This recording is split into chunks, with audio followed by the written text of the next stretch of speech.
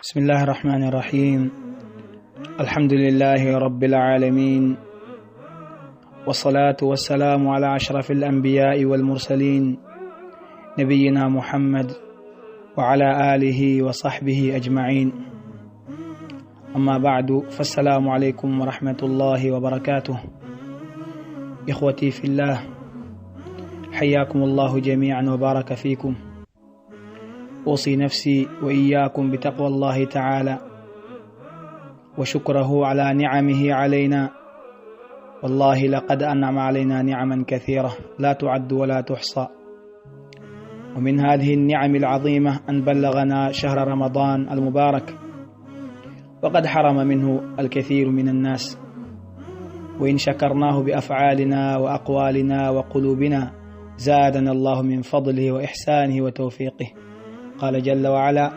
وإذ تأذن ربكم لئن شكرتم لأزيدنكم ولئن كفرتم إن عذابي لشديد. هرين يتي الله سبحانه وتعالى هدين جرنمو هدين منتمو إدو نيماجي مكو كو يبي إدو ميدن إن سيدو على ربتيدو هور غونغس ونكانكو الله سبحانه وتعالى ولا كفديدو كدوال مكو نونيري نون ولا كفديدو كجيال مكو إكا إند مكو إكا صفاتو جي مكو den du anon laado men Muhammad sallallahu alayhi wa sallam en torano be Allah jalla wa ala yo mantube hakkunde kono dow wungum wada yurmende makko nden e dow mabbe kambe ne laado sallallahu alayhi wa sallam e sahabaabe mabbe en fop mabbe ngitintinta ha e goto e mabbe be ngure mabbe nden yimbe suudu mabbe gondimbe ben e kala neddo julde utirdo baaw mabbe jokki lawol mabbe on e sunna mabbe mo be acci on ha nyande dargal tayon tigi sanzani waylani. ɗum so feƴƴi haɗe musidɓe julɓe miɗo hiwro on go hiwrango ngo nanɗon ɗo ɗo wiyanon assalamu aleykum wa rahmatullahi wa barakatuh. haɗay miɗo faala andintinde ɗo seeɗa e ɗi ñalɗi ɗi wonɗen arde ɗo e muɗum, ñalɗi waɗaɗi barke wonɗi e arde e men e nder ɗeɗo balɗe, ɗum woni balɗe 10 sakkitoroɗen e ndu lewru barkinandu ɗo. haɗay ko adi kon taw miɗo wasiyo hoore an, miɗo wasiyo on fof musidɓe julɓe, kala neɗɗo julɗo ko wontiri e hoore ndiɗo leydi, miɗo wasiyo en fof meɗen hulugol Allah subhanahu wa ta'ala. ɗum noon ko waɗugol yamiroje makko ɗen kanko Allah subhanahu wa ta'ala terto kala ko tawata himo rentini en e muɗum. miɗo wasiyo en kadi jarnugol nemaji Allahu ɗin moƴƴa, ɗoyten wullitagol ngol, anditen neɗɗanken no wayri wono wayi no woodi mo ɓuri kanko kadi. haray ko en jarnu nemaji Allah subhanahu wa ta'ala ɗin, surtout himo arsike en cellal, himo arsiki en ko wonde en feƴƴinirde gurdam men ɗam. wallahi ko nemaji molanaɗi noon. Allah jalla wa ala himo nemini en nemaji ɗi tawata hiɗi ɗuuɗi moƴƴa noon en wawataɗi kontude, en wawataɗi lintude. haɗa hino jeeya e ɗin nemaji kadi ɗi o nemine dow meɗen yettingol en tawna e ndu lewru suumaye ɗo. o haɗi yani moƴƴere nduɗo lewru suumaye yimɓe buy ɓe feƴƴini ko adi suumaye no arde. woɓɓe kadi ɓe tawama suumaye kono tawi ɓe newnanaka horugol e waɗugol moƴƴereji ɗin, saabu ɓe heeɓi ganto won nawnare ma kon nannitata e ɗum. kono a neɗɗan kon si tawi woni Allah jalla wala tawnima ndu lewru suumaye, a yettimo, a rewimo no hani rewirede noon, a hoori no hanira noon, a dari kadi jammaji a juuli, a waɗi moƴƴereji ɗin, andu haray an on a heeɓi nema molanaɗo mo tawata buy haɗama on ɗon nema. haray ɓurte yettugol Allah jalla wala jarnen mo e dow nemaji makko ɗin. wallahi sen jarnirimo golleji meɗen ɗin, saabu moƴƴingol golleji meɗen ɗin e moƴƴingol konguɗi meɗen ɗin e laɓɓingol ɓerɗe men ɗen, Allah jalla wa ala o ɓeydana en ɓural makko ngal e nemaji makko ɗin e hawrindingol en e nemaji goo kadi ko wona ɗiɗo. waɗi so inni wa id ta'adhana rabbukum la in shakartum la azidannakum wala in kafartum inna adhabi la shadid. jomi mon dey o andini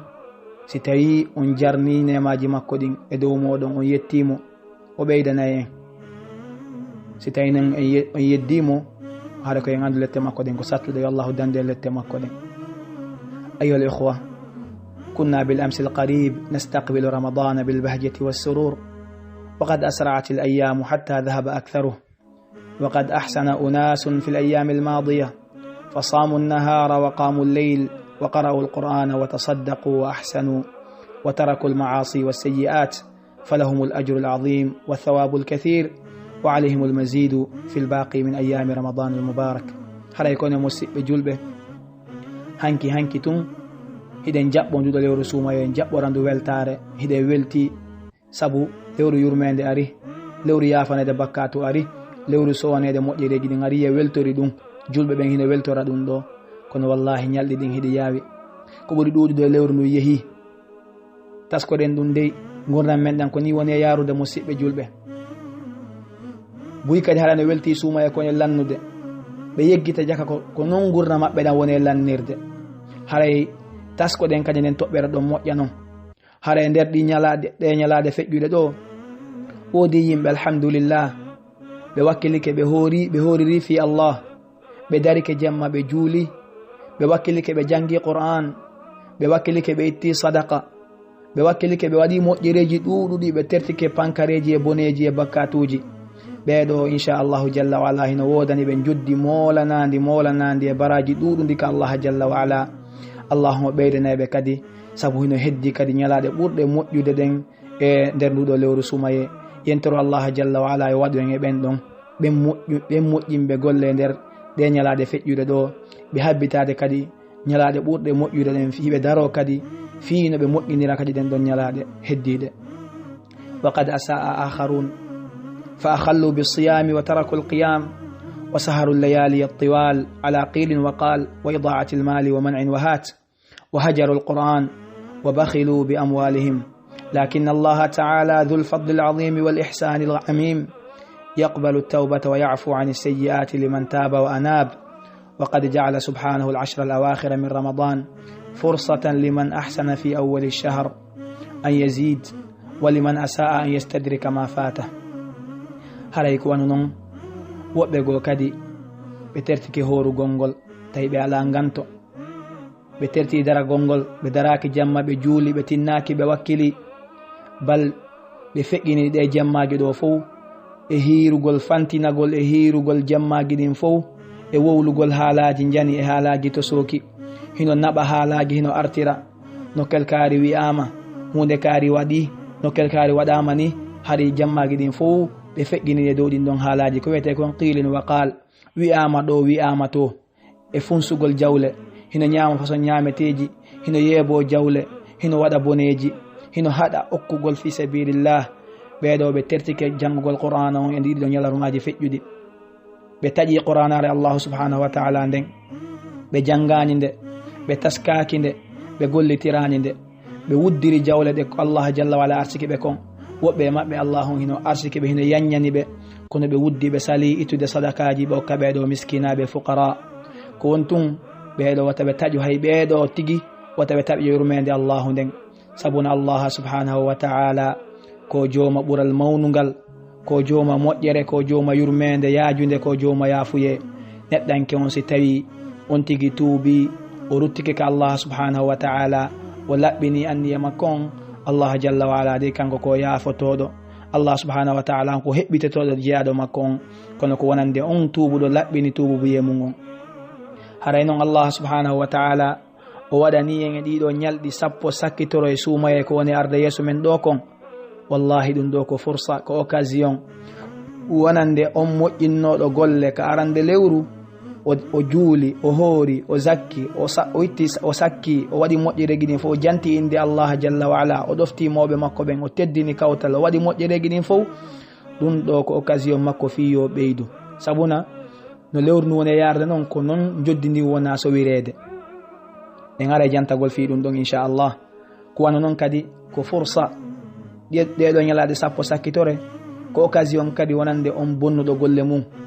o sali wadde moƴƴereji ɗin, o ɗoftaki allah jalla wa ala e ko yawti kon, nde o hewtitoto ɗum ɗon an yastadrika ma fatahu, o hewtito konko tawata laawike mo fuutike mo, ko no hewtitorta ɗum ɗon ko so tuubi o laɓɓini tuubu buye makko on, o fewtiti e golle moƴƴe ɗen, allah jalla wa ala jaɓanaymo. haray yen andu ɗeɗo balɗe sappo wonde arde ɗo ko balɗe sappo molanaɗe. aranu ɗum taw yen andu ko ɗeɗo ɓuri moƴƴude e ñalaɗe ɗe allah jalla wa ala, maɗum e jemmaji ɗi allah jalla wa ala tagi ɗin fof. balɗe sappo sakkitoro ka suumaye ɗo sikkaramo koɓe hino lutodiri ñalaɗe ɗen ɗe balɗe sappo ɗo e balɗe sappo arane ɗen ka donkin ko honɗe majje ɓuri moƴƴude haray konngol ɓurgol jiccugol e konngodi karama ko ɓen ɗon e ñalaaɗe ɗen ko ɗe ka donkin to ɓuri moƴƴude sabu no e majje ko wiyete kon ñande yawmu arafa amma jemmaji ɗin ko ɓuri moƴƴude ko ɗi jemmaji sappo sakkitoro ɗo ka suumaye sabu no e majji yani oɗo jemma laylatul qadre mo arten jantagol fi muɗum haray koye nder ɗe ɗo ñalaaɗe sappo woni ko oɗo qur'ana cippi ɗum noon koye jemma laylatul qadre on allah no wiiri noon inna anzalnahu fi laylatin mubaraka inna kunna mundirin ɗum ko qur'ana on woni ko jippina o fof makko ha ka baytul ma'mur allah jalla wa ala cippinimo e jemma goto o fof makko ɗon on tuma noon o cippi enelaɗo on sallllahu alayhi wa sallam e duuɓi nogay tati duuɓi nogay e tati yer haaju ko manni wo on tuma jibril adda yer ɗum ɗon kono haray o fof makko ko cippina koye ñande laylatul qadre on haray ko ɗum waɗi si tawi on ɗon jemma ko hanaɗo tinnanede fi muɗum hana wakkilede dare ɗaɓɓite oɗo jemma wonɗo e ɗeɗo balɗe sappo sakkitoro o wiyete laylatul qadre yen andu dewal ngal waɗugol dewal e on ɗon jemma wallahi hino ɓuri no allah jalla wala jantori noon waɗugol dewal e nder lebbi wulure sabu o inni laylatul qadri hayrun min alfi shahr si allah jalla wala hawrindinima neɗɗanke on daragol jemma laylatul qadre juula janga qur'an janto inde allah waɗa istighfar itta sadaqa waɗa moƴƴereji ɗin allah hawrindinama e on ɗon jemma goto hino ɓuri ko waɗata dewe ɗen e nder lebbi wulure ɗum yahay wano karama ko ɓen jantori noon duuɓi 63 e lebbi nayyi heɗoɗe moƴƴa duuɓi 63 e lebbi nayyi 83 ans et 4 mois à peu près fendo no fande men wurowo ɗum ɗon ye renti hande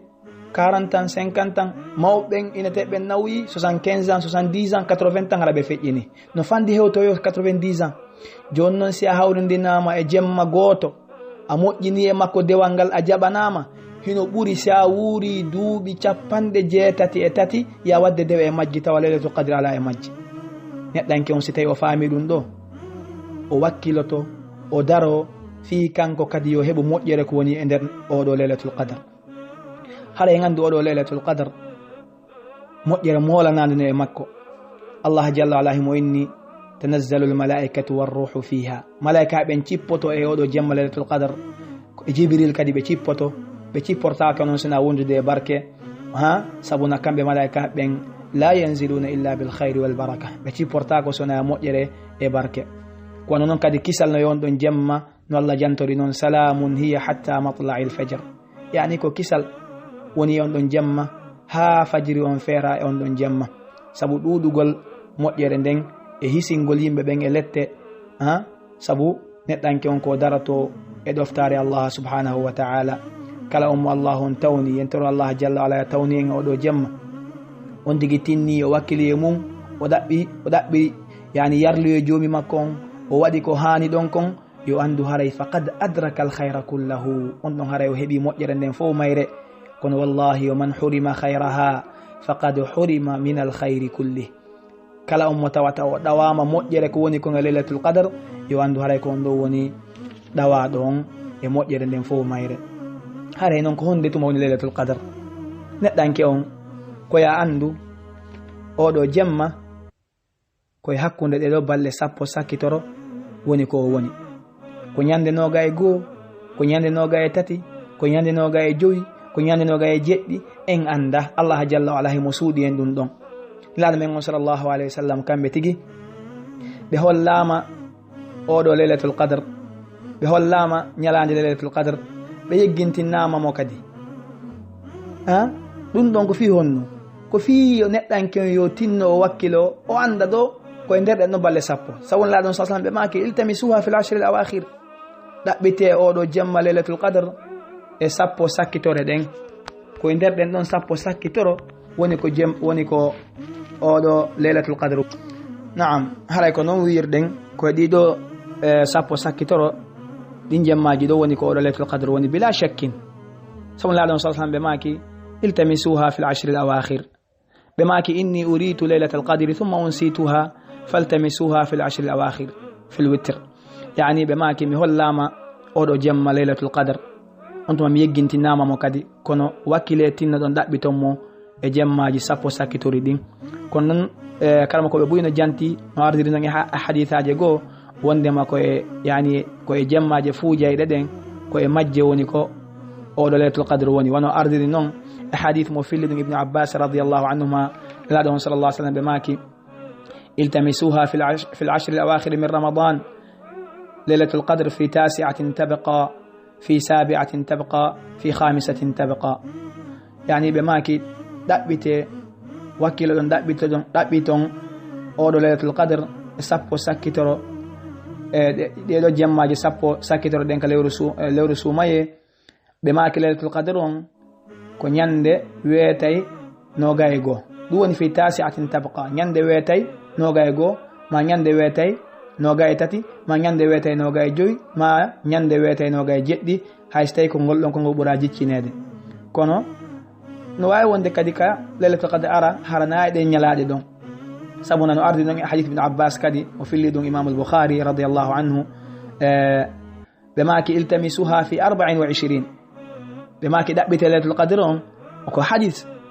selludo kadi bemaki dabbite mo nyande wetay noga enay lewona e jemmaje fujude den jeya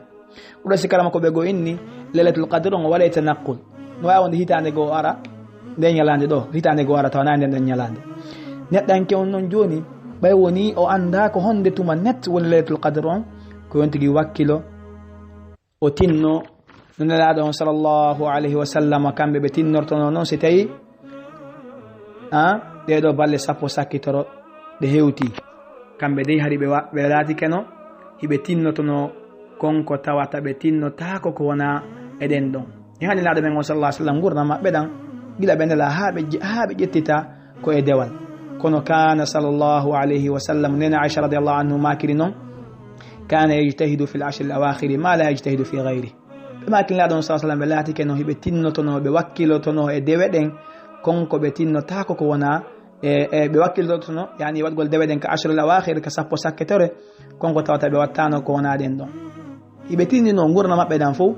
kono si sappo sakketore ɗen hewtino nena aicha fillori noon e hadith goo ida dakhala l'ashru l'awakhir أحيا ليله صلى الله عليه وسلم وأيقظ أهله وجد وشد المئزر بما كستي سابو سكتور الناتينو نلاد من صلى الله عليه وسلم بورني تاينو جماجي مبدين يفوب ماجي سابو سكتور فوب بورني تاينو بورني ترامو هوندو جولوغول سوتونون دراغول جمما جولا نيدان كيونغو مونيو او جولا او جوتي na roku on o juuti na sujudu ngotoro joomi makko ko wona non o janga qur'an o janto inde allah subhanahu wa ta'ala ko ni kambe be wurintirano de jamma harano nasika kadi de ko be watta hande nyande weta no ga jeddi inne ko nyande lailatul qadr fo mo bo worbe rewbe yahaka julirde jodo jara banne qur'an on sende nyame poto patana ina wadi lailatul qadr la men sallallahu alaihi wasallam be wadiri ahya laylahu bimada bil qiyam kana yutilu min qiyamihi kambe sallallahu alaihi wasallam be juuti no ton mojjano e daragol mabbe juula ko juulugol gol buri mojjude e deedo jemma sappo sakkitore e jantagol inde allah e jangugol qur'an kadhalika wa ayqadha ahla be findinan hay be ngure mabbe den neddanke on kadi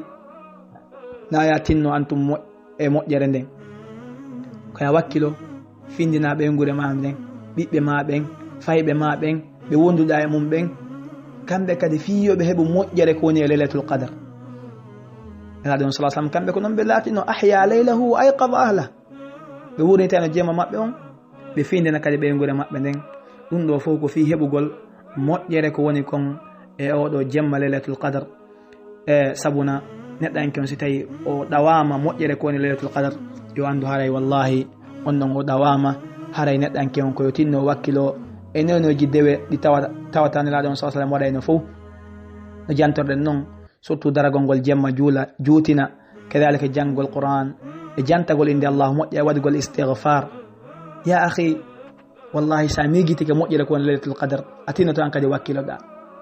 nelaɗo men o sallllahu alayhi wa sallam ɓe laatike no hiɓe darotono jemmaji hiɓe juula ha teppe maɓɓe ɗen ɗe ɓuuta ɗe heewa.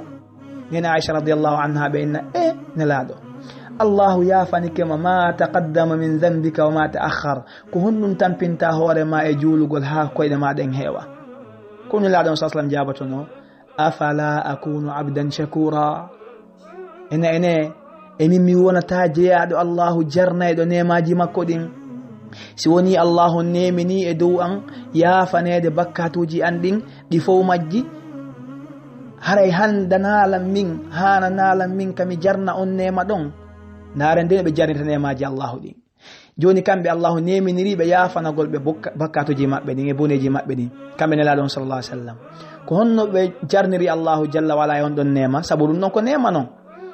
ndaren ɓe daro jemma ɓe juula ha koyɗe maɓɓe ɗen heewa, ɓe maki ko ɗum noon ɓe woni jarnirde nemaji allahu subhanahu wa taala ɗi. an kadi neɗɗanke on hay so tawi an ala garanti yafanade bakkatuji ma, ya andi le boneji ko wonɗa e wadde kon jemma e ñalorma bimbi e kikiɗe. balil insanu ala nafsihi basira, hato jinaka walnede ɗum ɗon. joni an a wakkilotako daragol hay so tawi wona jemma on fo hay ko feccere makko, a wakkilotako jangugol qur'an, a wakkilotako waɗugol istighfar jemma toragol allahu yafanama boneji maɗen, a wakkilotako townugol juuɗe maɗen fewta e jomirawo on inna yo yafanama boneji maɗen, a wakkilotako jantagol inde allah subhanahu wa ta'ala, a wakkilotako ittugol jawdi ndi allah jalla wa ala arsikuma ndin ndin laaɓundi itta ɗon seeɗa okkora ɓeɗo miskinaɓe hato jimɓe, a wakkilotako ñammingol ɓeɗo hato jimɓe. hara yan kadi wakkilo jarna nemaji allahu ɗin.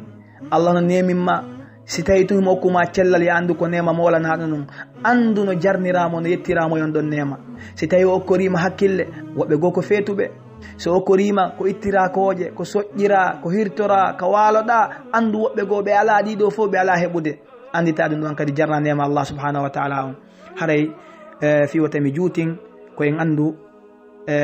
oɗo kalima ko raɓɓuɗuɗo fi tun anditingol en moƴƴere ko woni e ɗiɗo jemmaji sappo sakkitoro. hara en wakkilaki yebagol ɗiɗo jemmaji e yarugol ataya e hirugol cukgol téléphone ji e darugol téléji, bal wakkilo ɗen e nder ɗiɗo jemmaji muñoɗen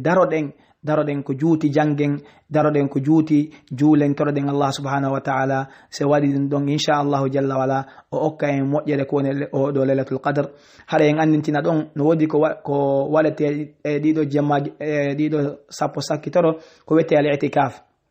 ɗum ko taƴagol neɗɗanke on aduna on o taƴo aduna on o fewta e joomi makko allah subhanahu wa taala ka juulirdaji. konde wonno nde hitande ɗo allah jalla wala hino jarribori e nde nanare wiyetende corona ɗo, juulirdaɗen hino ferma. haray sellata neɗɗanke on o waɗa itikaf ka suudu. karama koɓe hiɓe janti ɗum, cheikh souleyman roheli hafidahu llahu taala hiɓe mari kalima ɓe waɗi fi ɗum ɗon, ɓe maki haray nde ɗo hitande wonande ɓen wonɓe leyɗe tawata juulirde ɗen hino ferma, ɓen noon ɓe watta itikaf on ka cuuɗi. itikaf on sellata sina ka juulirde. kono noon hiɓe mari tan hiɓe wawi wonde ka suudu ɓe janga qur'an, ɓe janto inde allah, ɓe waɗa moƴƴereji ɗin fof, ɓe heɓa moƴƴere ko woni e nder ɗiɗo jemmaji e ɗiɗo ñalaɗi sappo sakkitoro. en toro allah subhanahu wa taala yo hawrindin en e oɗo jemma lailatul qadre. en toro allah subhanahu wa taala yo hawrindin en e gollugol golle moƴƴe e muññagol daro e ɗeɗo jemma sappo sakkitore ha hawrindinan e lailatul qadre. en toro allah subhanahu wa taala yo waɗen e ɓen ɓe o rirɗinta daaɗe mum e nder ɗiɗo jemmaji sappo sakkitoro. en toro allah subhanahu wa taala yafano en bakkatuji meɗen ɗin, o yafano mawɓe men ɓen, o yafano julɓe ɓen fof maɓɓe, o wuruɓe e mayuɓe. wa akhiru da'wana alhamdulillahi rabbil alamin. سبحانك اللهم وبحمدك أشهد أن لا إله إلا أنت أستغفرك وأتوب إليك. السلام عليكم ورحمة الله وبركاته.